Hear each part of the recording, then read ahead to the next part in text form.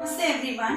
Today we are going to learn few more interesting statement questions which we really experience in our day-to-day life.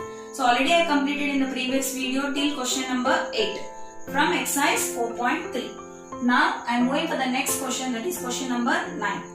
So that is two water taps together can fill a tank in 9 3/8 hours. The first line, concentrate. Two taps, when you allow two taps in a same tank, allow, that is the bigger diameter tap and the smaller diameter, allow at a time, both the taps takes what time?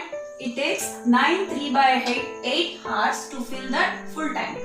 So the tap of the larger diameter takes 10 hours less than the smaller one to fill the tank separately. Means here you can see, observe, one tap is bigger diameter and the other tap is of smaller diameter. Means he has given the tap of larger diameter. This takes 10 hours less compared to the smaller diameter tap. So what is dependent and what is independent here? The larger tap is depending upon the smaller tap. So what I have to assume? I have to assume the time taken by the smaller tap alone. Why I have to take alone? Because he is asking find the time taken in which each tap can separately fill the tank. Means suppose if I close this bigger diameter, so I have to find out how much time is taken by this tap, that is smaller tap alone. If I close this smaller tap, I have to find how much time is taken by this larger diameter tap to fill alone. So for that I have to assume let the smaller tap fill the tank in X hours. Means I am assuming that the smaller tap fills the full tank in X hours. Then what about the larger tap? The larger tap takes 10 hours. He has given 10 hours less. So it becomes X minus 10 hours. So we got the smaller tap takes X hours to fill the tank and the larger tap takes X minus 10 hours to fill the same tank. Now, how to relate, how to make an equation? I cannot make equation with these two. So because it is together work, means we are opening both the taps to fill the single tank. So it is together work. Whenever you have a together work, remember the equation will be in reduction form. So how to make an equation? Now I am finding the part of the tank. Part of the tank is nothing but portion of tank filled by the smaller tap in 1 hour. Concentrate. To understand this, let me take one example. If I take a tank here, suppose think that the smaller tap takes 5 hours to fill the tank. For example I am giving. So if I divide this tank into how many parts? 5 parts. 5 parts. Then what is a part of the tank filled in 1 hour? So this you can see it is 1/5. Like it is divided into 5 parts. So 1/5, 1/5. In each hour, 1/5 of the tank is filled. Means in 1 hour, the smaller tap takes to fill 1/5 part of the tank. Similarly, here I have taken X hours to fill the tank. Then in 1 hour, how much part of the tank is filled? That is 1/x. As this example, compare this example and write this. If it fills in X hours, in 1 hour, it becomes 1/x. For example, if it fills in 5 hours, in 1 hour it takes 1/5 of the part is filled by 1 hour. So similarly, part of the tank filled by the larger tap in 1 hour. So in full tank it takes X minus 10 hours, but in 1 hour what part of the tank is filled? Remember, it is not hours. 1/x or 1/x minus 10 is not an hour. It is a portion of the tank. So in 1 hour, how much portion of the tank? 1/x minus 10. For example, here also, if it takes 3 hours, if you divide into 3 parts, so in 1 hour, 1/3, that is 1/3 part of the tank is filled in 1 hour. Similarly, here what I have given example, compare. Now I got part of the tank filled by smaller tap is 1/x and the part of the tank filled by larger tap in 1/hour is 1/x minus 10. So I got the portion of the tank, not a complete tank. But he has given in the question together.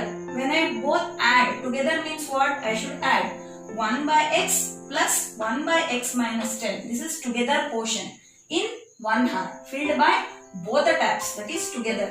1/x plus 1/x minus 10 part of the tank is filled by both the taps in 1 hour. but we don't want in 1 hour, we want the full tank, means full tank how much time it takes. So in mathematics, whenever we go for a fraction, one full is nothing but one full portion, that is one full tank. One full tank we consider it as 1. It is a whole number 1. So one full tank is not equal to this. One full tank is filled in how many hours? He has given 9 3/8 hours. So one full tank is filled in 9 3/8 hours. So 9 3/8 hours into, this is together work in 1 hour, becomes one full tank. So here we got 75/8 into 1/x plus 1/x minus 10 equal to 1. So send 75/8 on RHS, it becomes 8/75. And here you can take LCM or you can multiply the denominator. What you have denominator? X into x minus 10. So multiply each term by x into x minus 10. In the first term when you multiply, x and x gets cancelled. So what is remaining? X minus 10. And in the second term, x minus 10 gets cancelled. What is remaining here? X. And RHS, multiply x into x minus 10. Here nothing is cancelled, keep as it is. And next 75 bring to left hand side. X plus x becomes 2x minus 10 into 75 equal to 8x, right, as it is, into x minus 10. Multiply now. 75 into 2 is 150x. 75 into 10 is minus 750 equals to 8x into x is 8x square. 8x into minus 10 is minus 8. Now we just look at, you can bring left to right or right to left, but because x square coefficient is positive, so I am taking left hand side to right hand side. So it becomes 8x square, right, as it is. 150x becomes minus 150x and minus 750 becomes plus 750 and minus 80, right, as it is, equal to 0.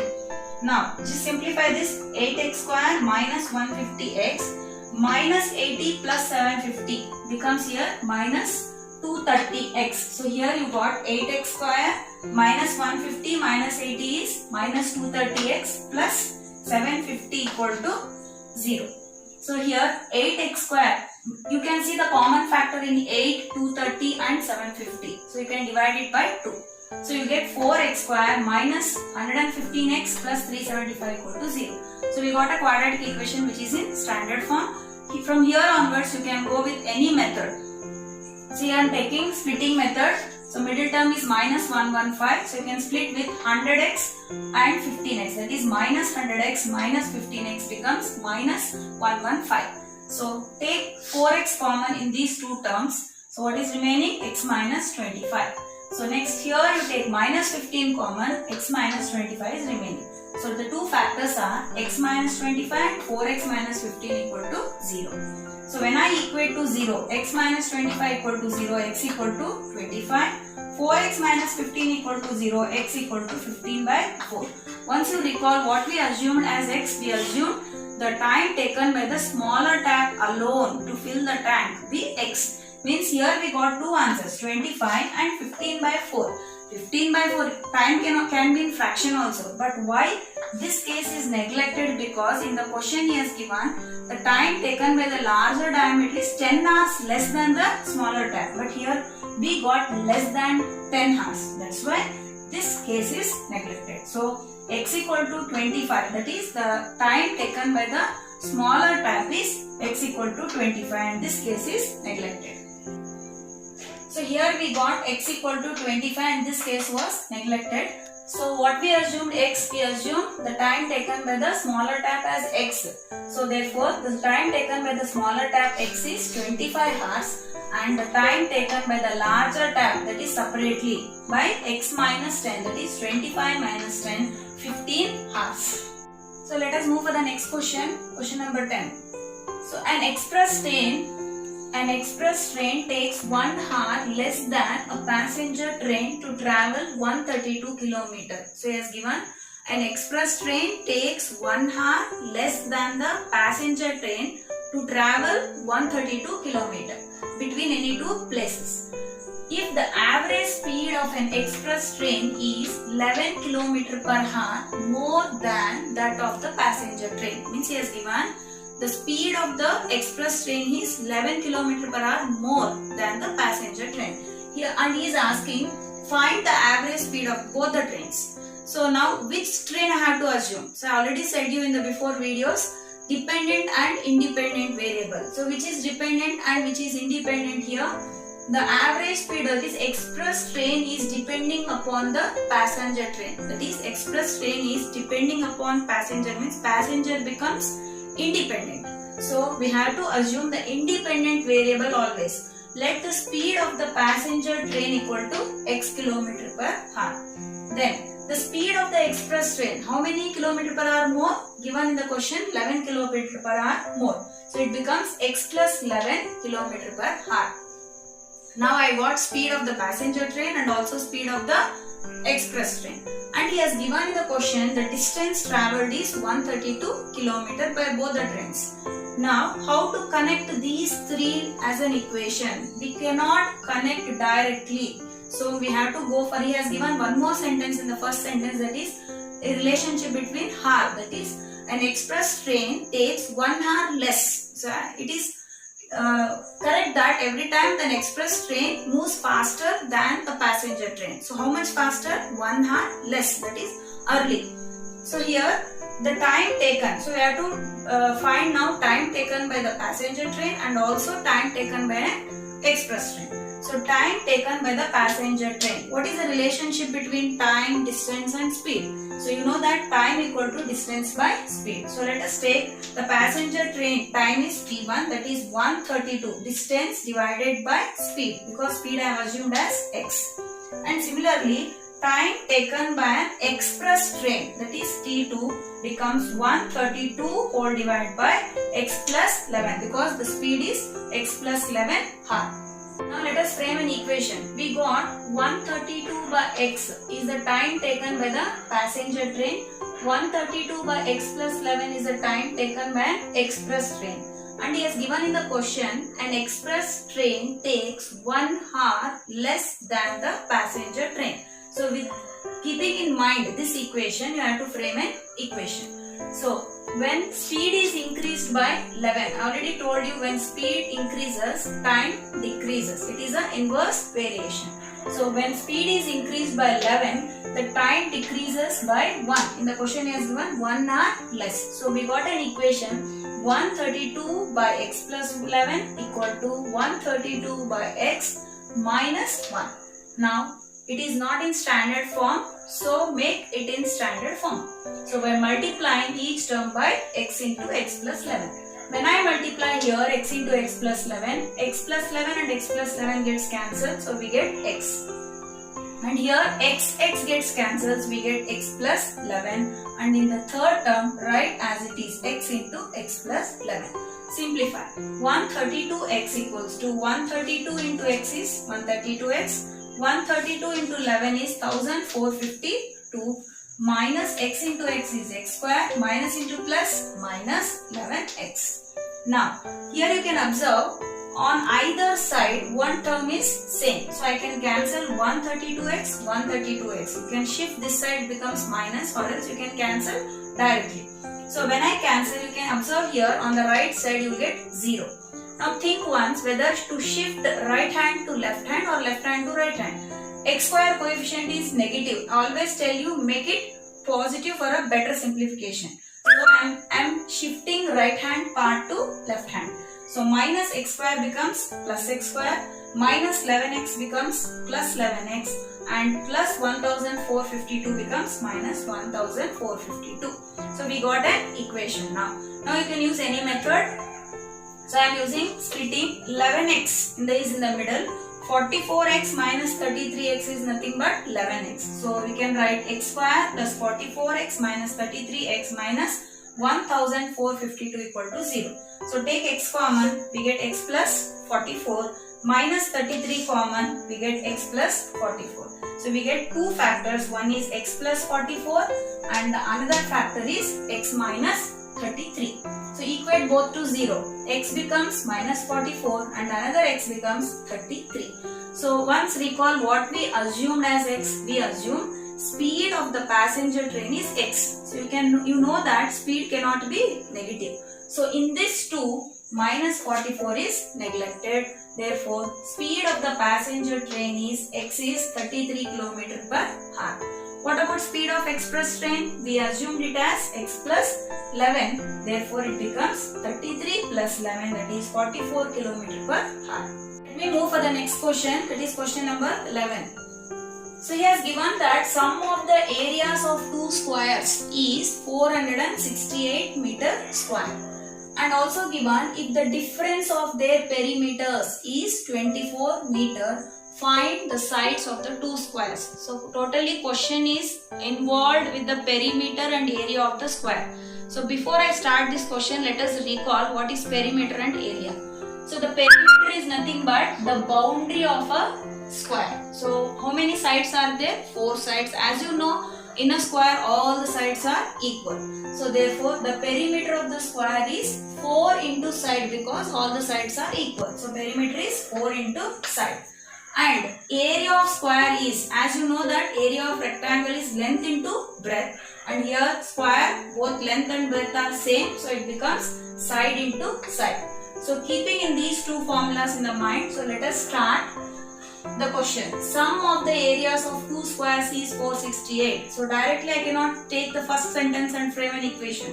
So I have to go with the second sentence. If the difference of their perimeters is 24 meter. So till now I was telling you, first you have to consider an independent variable and then find a dependent variable. But in this case, there is no dependent variable, there is no independent variable, and there is no relationship between sides of the two squares. So how to start? So but the second sentence is a clue. The difference of their perimeters is 24 meter. So before I start an equation, first consider the perimeter of any square, either bigger or smaller as you wish. So I am considering, before I take a perimeter, I should know the side. So let the side of the bigger square be x meter. So let the side of the bigger square be x meter. So next, what will be the side of the smaller square? We cannot find directly, because we have to see the second sentence and combine it so that we get the side of the another square. So but given difference of perimeter is 24 meter. As already told you, whenever he has given difference, we take bigger minus smaller. So what is bigger here? Bigger square, already we got the side of the bigger square, that is x. So what will be the perimeter of the bigger square? So listen carefully. Difference means perimeter of the bigger square minus perimeter of the smaller square is 24. So what is perimeter of the bigger square? 4 into side. What is side of the bigger square he has given? X. We have considered it as x. So it becomes 4x. Minus, we don't know the side of the smaller square. So write it as side. The perimeter of the smaller square is 4 into side equals to 24. Why we are doing all this? To find the side of the smaller square. So with this simplification, I can find the side of the smaller square. So now 4x keep as it is, 24 you bring this side becomes minus 24. Take my 4 into side to right side becomes 4 into plus 4 into side.